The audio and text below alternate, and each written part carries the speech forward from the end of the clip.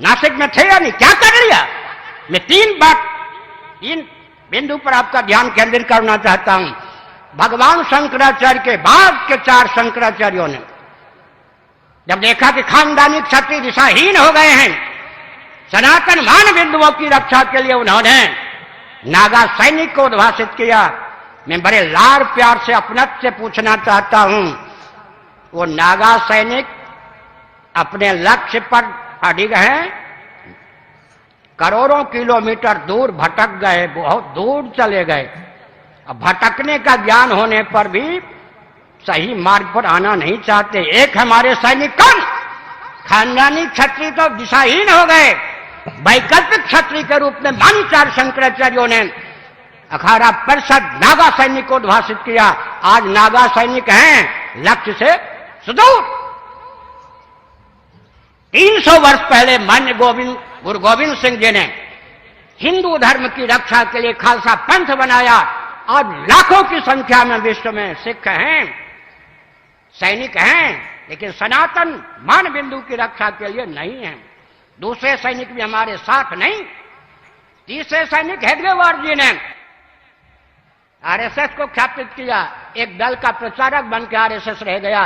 तीनों सैनिक रहने पर भी हमारे किस काम के, सनातन मान बिंदु की रक्षा के लिए तीनों सैनिकों में किस सैनिक का उपयोग और विनियोग हो रहा है? मैं क्रांतिकारी दृष्टि से बोलता हूं। और अंत में सज्जनों, 2 चाहिए, एक स्वस्थ मार्गदर्शन, दूसरा सेना सैनिक।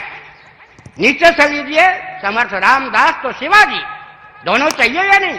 व्यासपीठ तो शासन तंत्र, आगे लीजिए चंद्रगुप्त, उधर चाणक्य तो चंद्रगुप्त, आगे कुमारिल भट्ट या शंकराचार्य तो सुधन्वा जी, और आगे चलिए उधर धौम्य जी या व्यास जी तो युधिष्ठिर जी, श्री कृष्ण जी, और आगे चलिए वशिष्ठ जी तो राम जी, और आगे चलिए भृगु जी तो पृथु जी, और आगे चलिए नारद जी तो ध्रुव जी।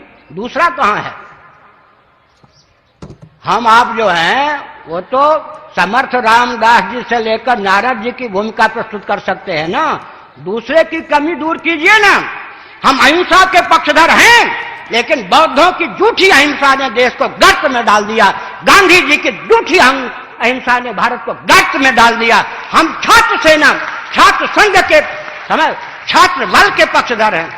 अरे राजनीति का अर्थ होता है छात्र धर्म। राजनीति और राजधर्म पर्यायवाचक हैं या नहीं?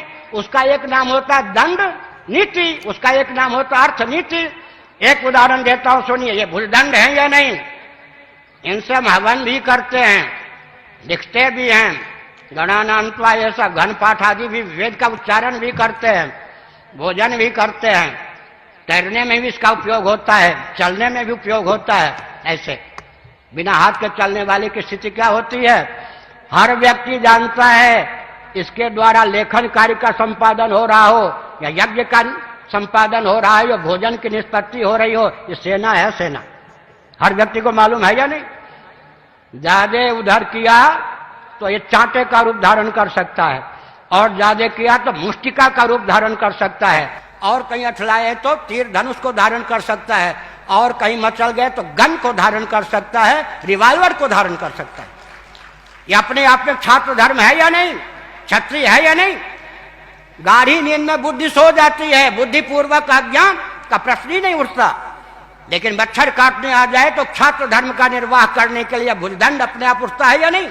परंपरा प्राप्त निसर्ग सिद्ध संस्कार संवेद या भुजदंड अपने आप पहुंच जाता है। मच्छर चपेट में आ जाए तो उसका कचूमर निकल जाता है, और भाग जाए तो कम से कम इसके द्वारा खुजला लेते हैं। छात्र धर्म चाहिए। राजस्थानियों, महाराणा प्रताप का आदर्श चाहिए। छात्र धर्म का विलोप करके गांधी जी वाली अहिंसा, जिस अहिंसा के गर्भ से खून की नदी बह गई, उस अहिंसा के द्वारा हमारा कल्याण नहीं हो सकता। हम मान बिंदु की रक्षा नहीं कर सकते। हमको छात्र धर्म चाहिए, छात्र धर्म चाहिए। राजधर्म का अर्थ होता है, राजनीति का अर्थ होता है राजधर्म, राजधर्म का होता है छात्र धर्म। इसीलिए क्षत्रिय चाहिए, लेकिन सबकी रक्षा की भावना से हमने संकेत किया। इसलिए सज्जनों, आगे बढ़िए, कथा सुनिए। राम